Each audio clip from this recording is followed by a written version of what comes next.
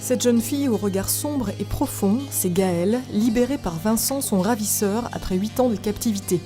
Pour son 3e long métrage, Frédéric Vidot nous embarque dans une histoire poignante, où la liberté peut finalement avoir un goût des plus amers. C'est fini.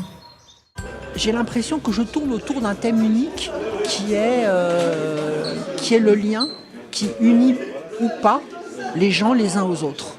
C'est ni une accumulation de pensée, ni une théorisation d'une situation, c'est une organisation extrêmement obsessionnelle de sensations qui peuvent se contredire. Et moi, ce que je donne au spectateur, c'est pas un vade-mecum, ni un traité d'enfermement et de libération. C'est un vaste barnum de sensations extrêmement contradictoires et parfois choquantes parce qu'elles se contredisent. Dans le rôle de la victime, la jeune Agathe Bonitzer, froide et insolente, tour à tour frêle mais incassable, une jeune fille enlevée par un monstre en quête de paternité, un monstre derrière lequel se cache néanmoins un humain. Maintenant, tu te calmes, Gaëlle, sinon je te boucle jusqu'à demain, t'as compris ?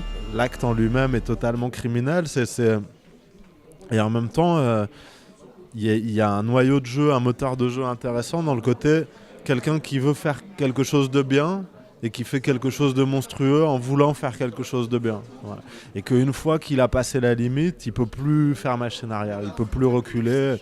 Donc il a forcément une ligne tragique, quoi. Finalement, c'est plus elle qui va lui apprendre quelque chose de lui que le contraire, que c'est plus lui qui va être déstabilisé à son contact à elle que le contraire, parce qu'elle elle est dans la survie, elle cherche par instinct de survie elle développe pas mal d'acuité comme ça, alors que lui, au final, il est dépassé par son projet et dépassé par la tournure que prennent les choses au fil du film, quoi.